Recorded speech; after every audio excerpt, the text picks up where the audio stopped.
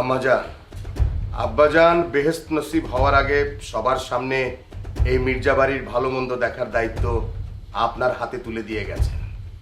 এখন এত বছর পর সোনা যে কাজটি করলো সেটি মেনে নেওয়া যায় না। এটাই মির্জা বাড়ির অনুশাসনের বিরোধী কাজ। আব্বাজান, আপনি কার নালিশ করছেন? কার কাছে? সোনার নালিশ করছেন, তাও দাদিজানের কাছে? সেটা কি সম্ভব? আব্বাজান, আপনি জানেন না সোনা হচ্ছে দাদিজানের প্রাণ, দাদিজানের জান। আজকে যদি এই কাজটা আমি অভি করতাম, এতক্ষণে দাদি চিৎকার করে সারা বাড়ি মাথায় করে তুলতেন। কিন্তু আজকে কিন্তু সোনার বিরুদ্ধে দাদিজানের কোনো কথাই হবে না। সোনা হচ্ছে দাদিজানের সব থেকে প্রিয় নাতি, আমি কিন্তু নই। আমি জানি না আম্মাজান, আপনার কানে সোনার বিরুদ্ধে অভিযোগ করে করে কে আপনার কান ভারী করছে।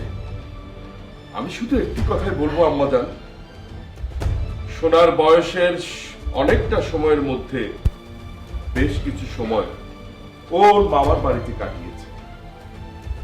মাঝে মাঝে কখনো বাড়িতে এলে মির্জা বাড়ির নিয়ম কানুন নিয়ে ওর মা সহ ওর সাথে রাগারাগি করলে ও জেদ করে পালিয়ে গেছে।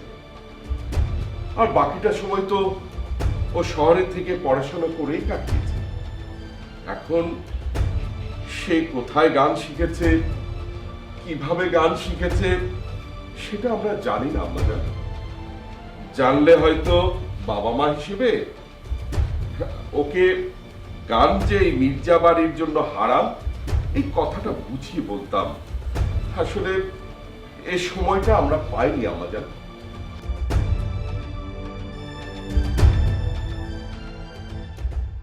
আম্মাজান, আমরা সোনাকে বুঝিয়েছি, এমনকি আমি আলাদাভাবেও বুঝিয়েছি।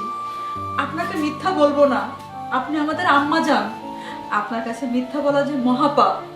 সোনা বুঝতে চাইনি, দরকার বললোকে আমি আবার বুঝাবো। আম্মাজান, এইবারের মতো আপনি সোনাকে ক্ষমা করে দিন আম্মাজান। নানি যান, বড় মামানি একদম সত্যি কথাটাই বলেছেন। তুমি সোনাকে এবারের মতো ক্ষমা করে দাও নানি যান। তাছাড়া প্রথম অপরাধের তো কোনো শাস্তি হয় না। এই তুই চুপ কর। বাপ মা মরা আশ্রিতা মেয়ে, আশ্রিতার মতোই থাকবি, আশ্রিতার মতোই কথা বলবি। তোকে আম্মাজান একটু ভালোবাসে বলে ভাবিস না তোর পরামর্শ আম্মাজান নেবে। এটা বেয়াদবি। আকবর, তুমিও মেয়েটিকে ধমক দিয়ে কথা বলতে পারো না? তোমার মুখ থেকে কোনোদিন যেন শুনতে না পাই রূপালী এই বাড়ির আশ্রিতা মেয়ে। মনে রেখো, তুমি আর শওকত যেমন আমার সন্তান, রূপালীর মাও তেমনি আমারই সন্তান ছিল। দুর্ভাগ্য রূপালীর, একটা অ্যাক্সিডেন্টে রূপালীর বাবা মা দুজনেই মারা গিয়েছে। রূপালী শুধু বেঁচে আছে। শওকত, জাহানারা, শোনো, এই প্রথমবারের মতো আমি তোমাদের কথা মেনে নিলাম। দ্বিতীয়বার আমি তোমাদের আর কথা আর মেনে নিব না। তাই সোনাকে ভালো করে বোঝাবে, ওর অপরাধের কারণে যেন দাদা জানের মতো আমি ওর বিরুদ্ধে সিদ্ধান্ত নিতে বাধ্য না হই।